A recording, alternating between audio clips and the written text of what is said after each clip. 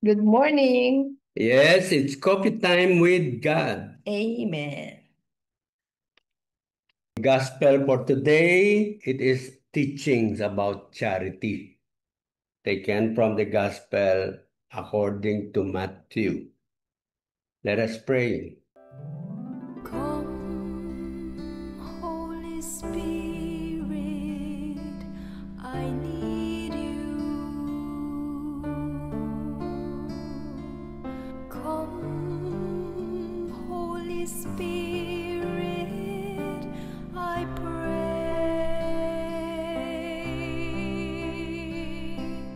Come with your strength and your power. Come in your own special way. Come like a spring in the desert.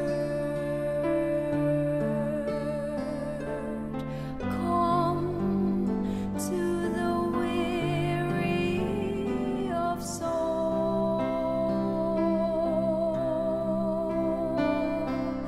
Oh, let your sweet healing power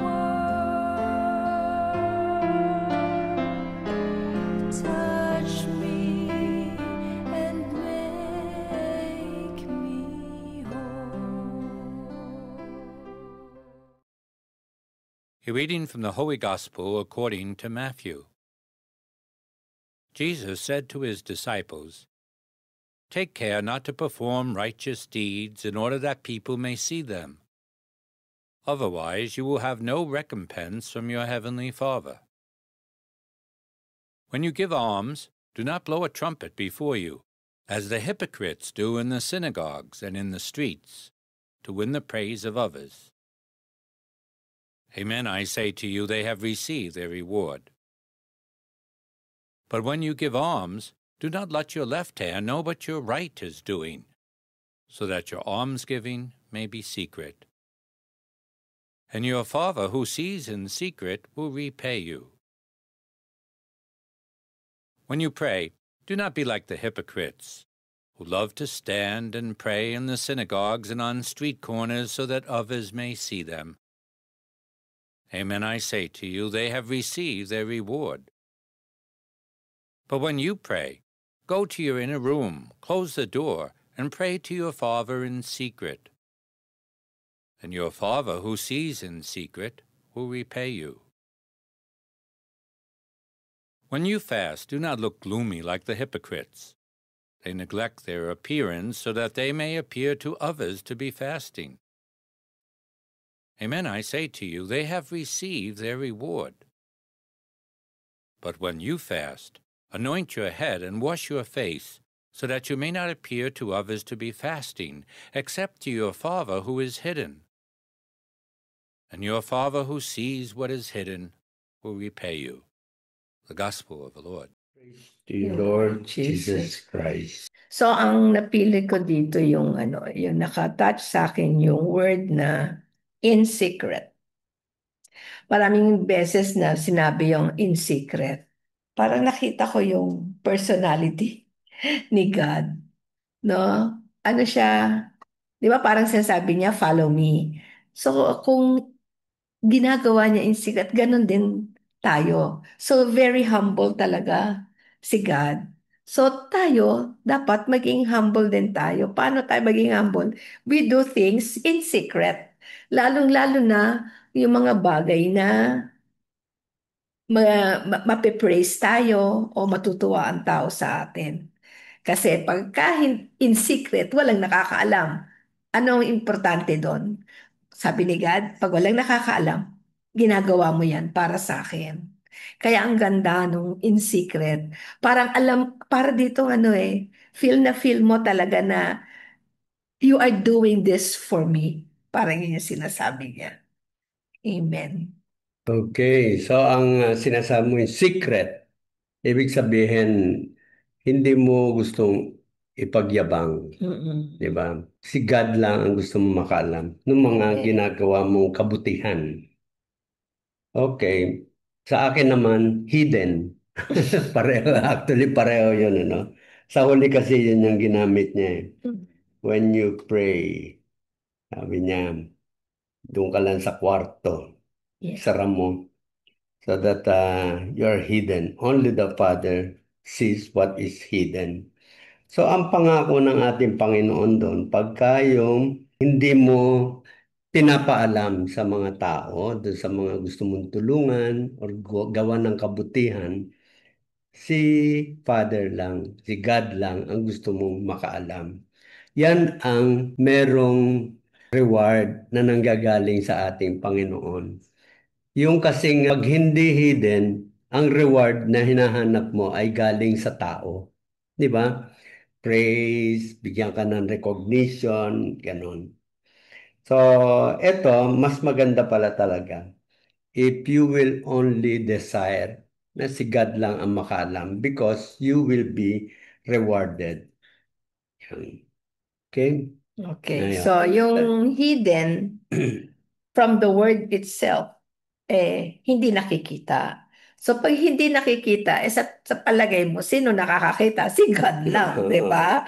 Kaya, ang laking score nun sa atin, pag nagawa natin yun. Kasi sabi mo nga, na pagka nakikita, tulad ng mga politician, nakalagay pa mukha, Epal. na epal, para sa tao, para iboto sila, di ba? So, si God hindi.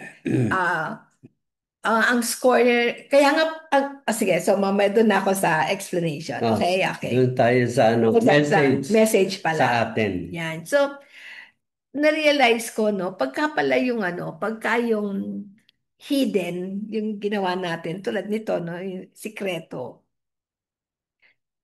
wala talagang babati sa iyo, walang nakakaalam. Pag ikaw ay talagang isinurrender mo na yung buhay mo kay God, masaya ka, 'di ba? Kasi nagawa mo yun na walang nakaalam, alam mo, nakita ni God. Ang isa ding magandang ano dito, no, kasi 'di ba, kunyari mahirap ka lang. Mm. Hindi ka naman masyado makadonate ng malaki, 'di ba? Parang konti-konti lang talaga. Kaya hindi mo nahihiya kang ipakita. 'Di ba?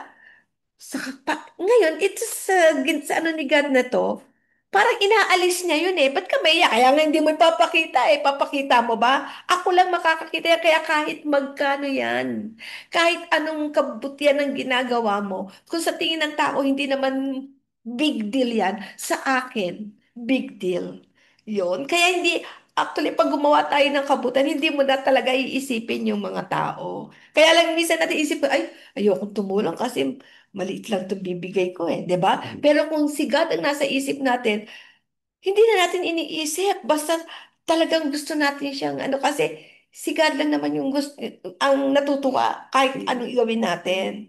So ang pinaka-message is just continue to be grateful sa lahat ng binibigay ni God sa iyo and in return, you give back to Him kahit hindi kasing laki na ibinibigay ni God sa atin, yung ginagawa natin na doing everything in secret, malaking grasya yon sa atin at higit sa lahat, napatuan natin si God.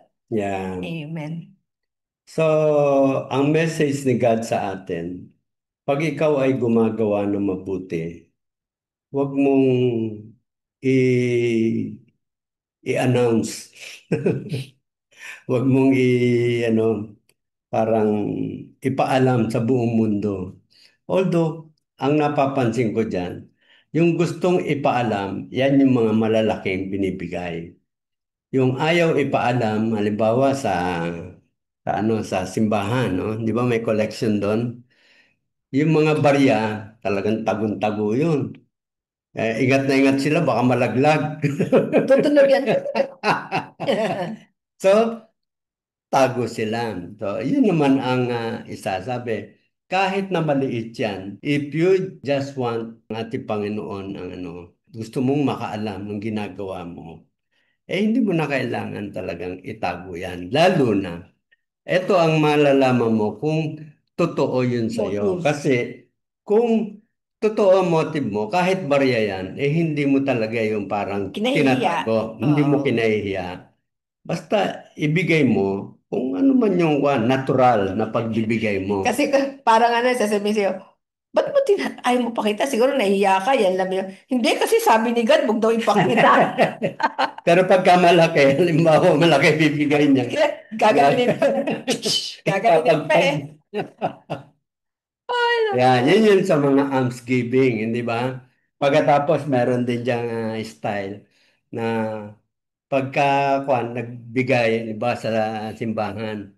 Oh, hindi, ayoko pa alam eh. So ilalagay ko sa resibo, anonymous. Hindi, lagay mo Kenneth C. Yan. Ano yun? Pangalan yun, si Kenneth C. Ah, Ibig sabihin, hindi talaga yung intention mo, eh wag ipaalam. No? Sabi mo lang yon. Yun yung mga may test ka sa sarili mo. Ako ba ay nagbibigay na gusto kong i-broadcast sa lahat?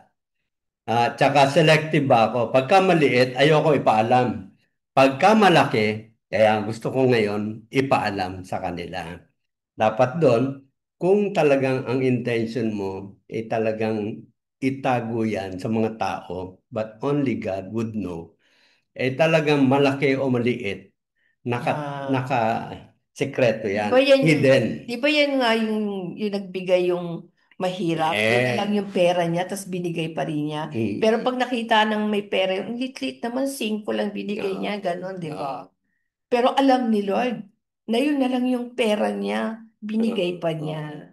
So, ganun din tayo, na huwag tayong mahiya na si God is not after yung amount, yung, pero yung iba naman, yung mga mayayaman naman, eh kung barya lang talaga sa kanila yung 100, eh bakit ay, sabi ni God eh, okay lang kahit maliit. Alam mo, ang tao talaga, meron talagang dahilan lagi, no? Gina-justify nila yung ginagawa nila. Magaling sila sa ganyan. So, kaya nga tayo araw-araw nagre-reflection para ma-remind tayo sa yeah. ugali natin. Kami rin naman, dumating kami, meron kami mga times na ganun din yung mga ugali, yung mga maraming na pag-aralan natin dito. Pero we try to change our ways.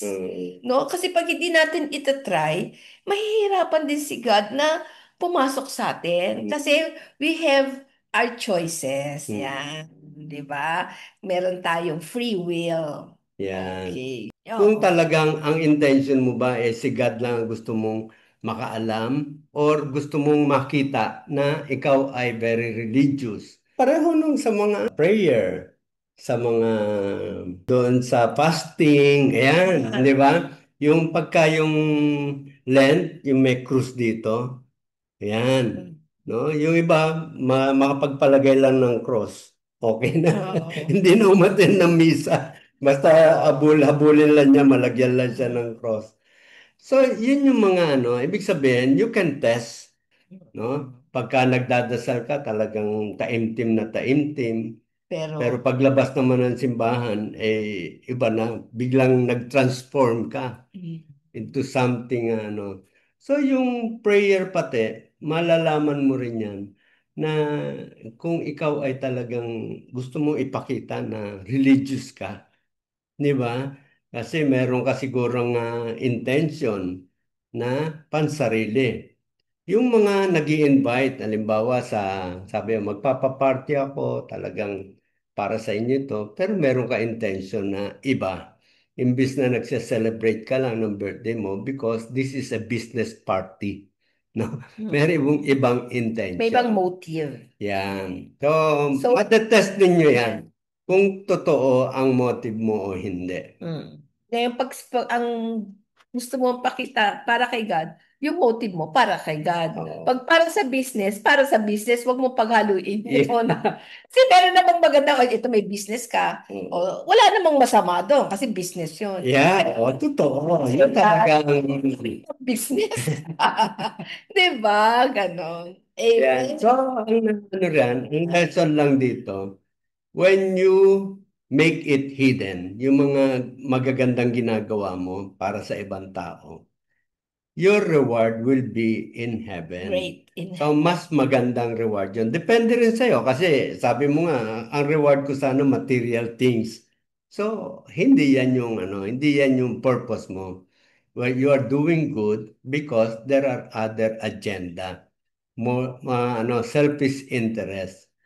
So, pero ang dapat natin ma-realize, mas matindi talaga ang reward na galing sa ating Panginoon. Amen. Okay. Happiness. Yeah, Here real on earth. treasure, real Sa treasure. earth, you will feel happy, Yeah. contented, satisfied, and most of all, at peace. Yeah. Okay, so Okay. see you again tomorrow here in Our coffee time with God. Amen.